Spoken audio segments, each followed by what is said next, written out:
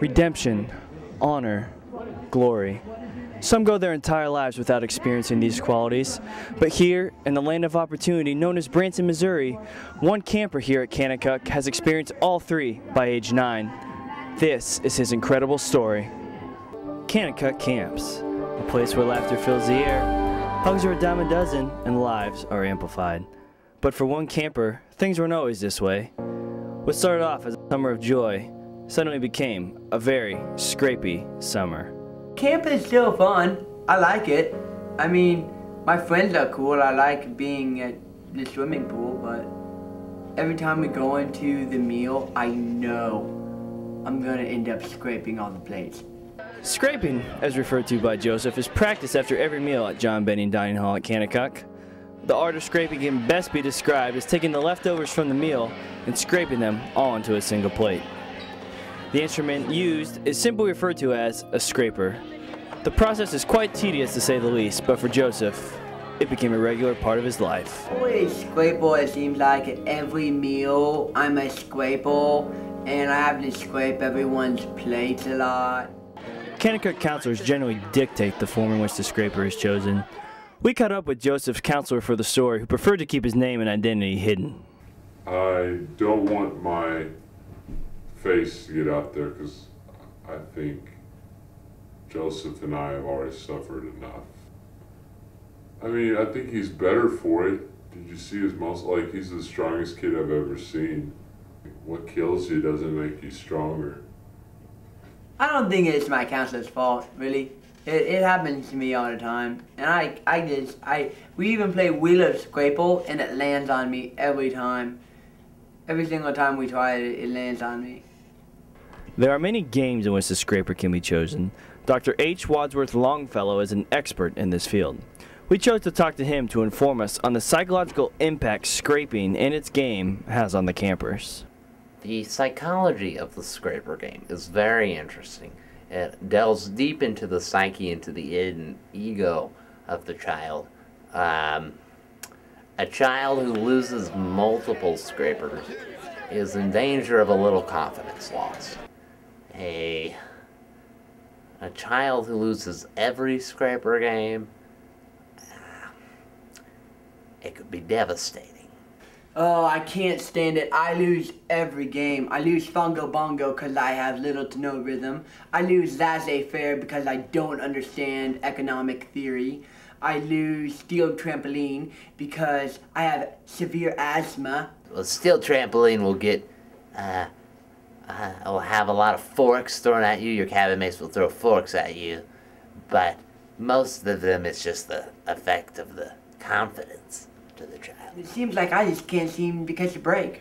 In my undergraduate career, I had an encounter with a child while working at Kanakuk camps who said, "The scraper game changes me." And I said, "Of course."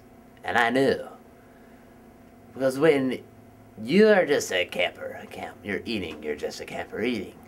But when you're the scraperhead, you are the scraperhead. You scrape everything and then more ad infinitum. And you even realize that your head is no longer a human head, but rather a scraper has replaced your head. In one instance, Joseph even tried to change his fate and farkled a camper. He ended up losing and scraping the entire dining hall. Yeah, I farkled one time, but I had to scrape every plate in there. I missed all of FOB, and I didn't even get to read my parents' emails, and I didn't get my packages that were in the mail that day. When things were at their darkest, Joseph found the silver lining on the dark cloud that was the scraper game. My counselors on the way to lunch stopped by our mailbox and checked it, and they saw that I got a goodie. And so they said, "Hey, Joseph, you have a goodie." And I was like, well, that's kind of cool. So when I was at lunch, I knew I was going to be the scraper, basically. But I thought, why don't I give love a chance? It was this goodie, sent to Joseph by a random Como, that helped redeem him in his struggles of the scraper game. The next thing I knew, my counselor called freeze when I had an entire gallon of milk just 3 inches above the table. And there was one thing in the back of my mind. If that goodie was under that gallon of milk, would I let it rest upon it and risk losing the goodie forever? That's all I thought about. And I held that milk out there for 9 minutes and 20 seconds. Longer than anyone has ever held milk above a table. And I won. My friend Jimmy Titwood moved because he had an itchy nose, and I was not the scraper for the first time in my adult life. Things started to turn around for young Joseph. His strength and valor did not go unnoticed by the directors, and he landed himself a spot in the Kanakuk Hall of Fame. My induction into the Hall of Fame, I don't have to be scraper anymore. So says the directors.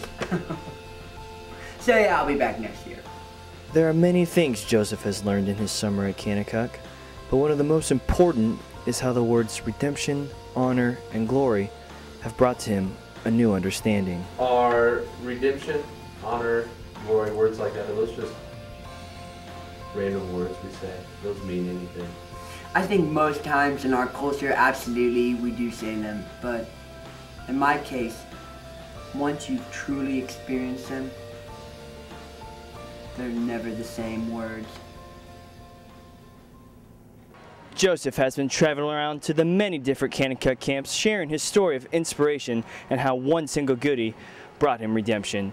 He hopes that his story of glory and honor will encourage others to send more goodies. Only time will tell of the lasting impact this young camper will have on the rest of the Kanakuk world. For everyone here in Branson, I'm Nathaniel Cromwell, KSPN.